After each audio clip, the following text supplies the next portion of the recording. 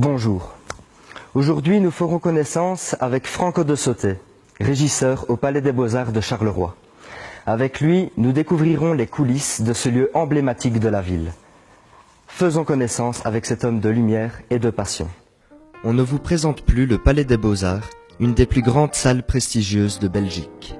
Et derrière chaque spectacle qui s'y déroule, des hommes de l'ombre œuvrent chaque semaine pour vous en mettre plein la vue.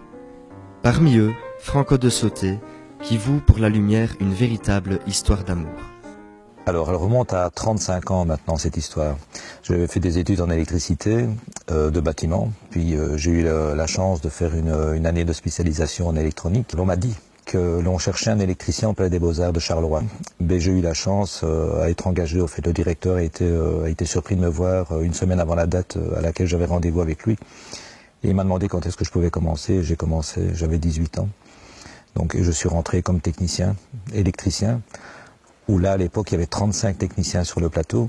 Donc je me suis retrouvé dans une équipe où il y avait des gens plus âgés que moi, certains qui étaient en fin de carrière, donc qui avaient commencé à la base du théâtre en 57.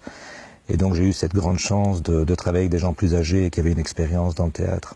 Et ce qui m'a permis moi d'avancer et d'aimer la lumière. Je suis devenu après technicien lumière, régisseur lumière, je faisais des créations. Et puis de fil en aiguille, avec les années, on acquiert de l'expérience.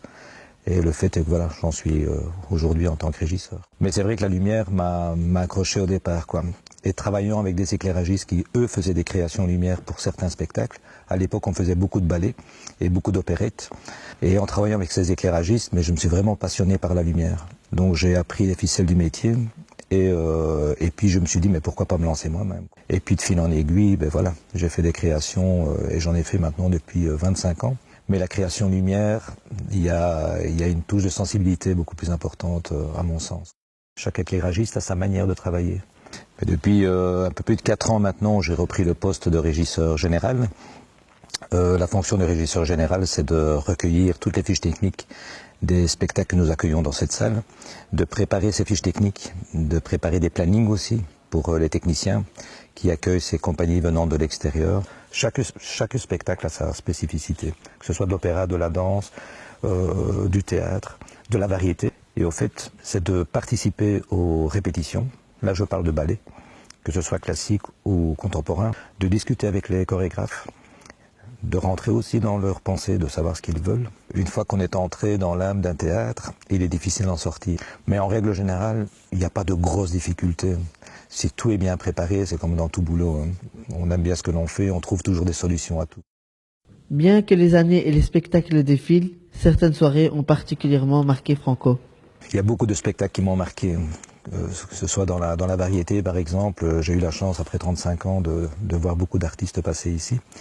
Et un des concerts qui m'a marqué, qui m'a vraiment ému et qui, honnêtement, qui m'a fait un peu pleurer, c'était Serge Reggiani. Et c'était quelques mois avant sa mort. Il est venu chanter sur scène ici. Et là, j'en ai encore les poils qui me redressent maintenant, juste d'en parler, quoi. Mais sinon, dans les grandes productions, ça a été pour moi Tintin et le Temple du Soleil. Et moi, ça reste un des plus beaux souvenirs de ma carrière ici. Un avion qui traverse la Seine, un aigle qui traverse la Seine, enfin, toute cette histoire de Tintin et le Temple du Soleil était magnifiquement représentée dans cette salle. Donc, j'espère que le futur de cette salle sera encore là pendant 50, 60 ans.